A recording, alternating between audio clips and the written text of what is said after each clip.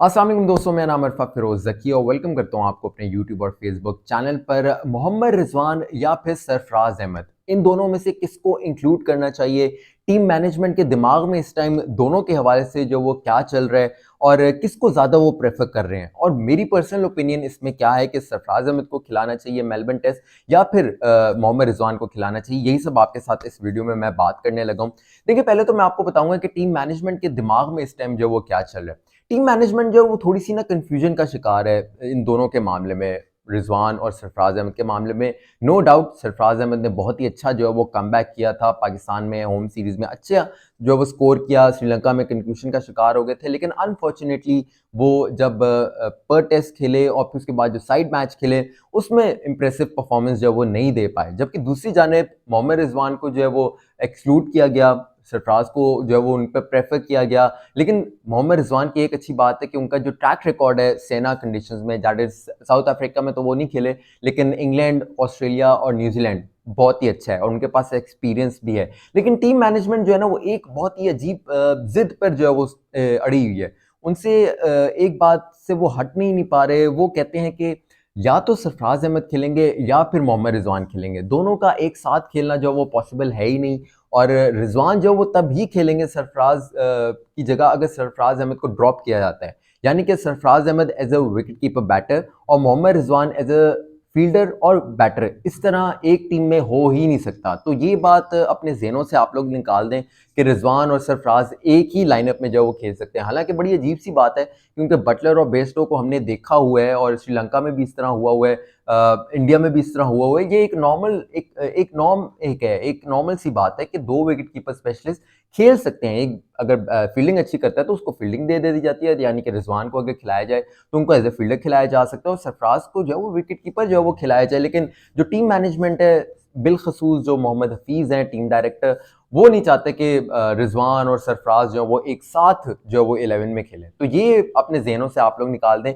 लेकिन इनमें से जो वो प्रेफर किसको अब किया जा सकते हैं? देखिए, जो करंट टीम मैनेजमेंट है वो ये बात तो स्ट्रांगली बिलीव करती है कि सरफराज अहमद ने कमबैक जो वो अच्छा किया है और उनको अब चांस जरूर मिलना चाहिए। लेकिन एट द सेम टाइम जिस तरह से वो एक्सपोज हुए हैं पर टेस्ट में और जो साइड मैचेस में एक्सपोज हुए हैं, उस पर अब ये थोड़ी सी जो है ना हिचकिचाहट का शिकार हो गया टीम मैनेजमेंट और थोड़ी सी जो कहते हैं ना डामाडोल हो गई है, हिल से गई है। उनका बिलीव थोड़ा सा जो है सरफराज अहमद पर से हिल गया कि यार अब क्या इनको इंक्लूड करना चाहिए या नहीं करना चाहिए। क्योंकि दूसरी जानिब जो मोहम्मद रिजवान है, एक बड़ी अजीब सी बात है कि यार 7 जो पहले पर टेस्ट में खेले स्पेशलिस्ट बैटर्स, उनमें नाम ही नहीं था रिजवान का। हालांकि Rizwan is one of the जब पाकिस्तानी बैटर करंट की अगर बात आती है कि यार कौन सा टॉप का है, कौन सा परफॉर्म कर रहा है, तो रिजवान का इज ऑलवेज देयर। बाबर का आता है या रिजवान का आता है, लेकिन रिजवान को टॉप 7 में भी जो है वो इंक्लूड नहीं किया गया था। तो ये बहुत ही अजीब सी बात है।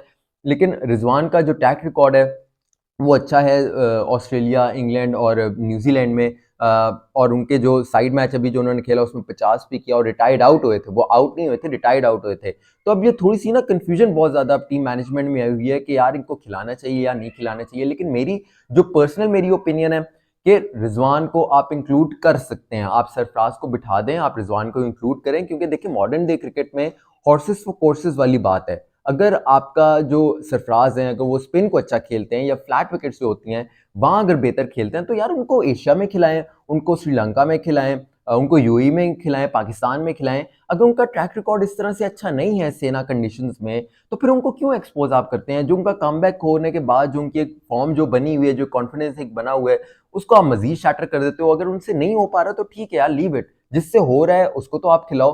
रिजवान की जो 44 की एवरेज है ऑस्ट्रेलिया में, जितने उन्होंने जो टेस्ट मैचेस अब तक खेले, तो व्हाई नॉट आप रिजवान को खिला सकते हो। मेरे ख्याल से एक तो ये ऑप्शन हो गया। दूसरी ऑप्शन जो है आप ये भी ऑप्ट कर सकते हो कि यार दोनों को आप खिला दो। अगर आपको ज्यादा प्रॉब्लम हो रही है तो आप दोनों को व्हाई नॉट आप खिला सकते हो। आप रिजवान को भी खिला सकते हो, आप उनको एज ए फील्डर और बैटर खिला लो। और सरफराज को जो है अगर आपको बहुत ज्यादा हो रहा है कि यार नहीं यार सरफराज को एक्सक्लूड नहीं करना, उनकी कॉन्फिडेंस जो लेवल जो है वो गिर जाएगा, आते ही जो है वो उनको चांसेस जो है वो हमने देने हैं और एकदम से उनको एक्सक्लूड नहीं करना, तो ठीक है आप रिजवान को भी खिला लो, आप सरफराज को भी खिला लो। लेकिन ये जो रिजिट जो है ना एक जो प्लानिंग होती है कि यार रिजवान और सरफराज को खिलाना ही नहीं है एक साथ, तो ये बड़ी अजीब सी बात मुझे जो है वो टीम मैनेजमेंट की लगी है। हालांकि देखिए आपको स्पेशलिस्ट बैटर्स चाहिए, आपको स्पेशलिस्ट बॉलर्स चाहिए जब आप ऑस्ट्रेलिया में जाते हैं।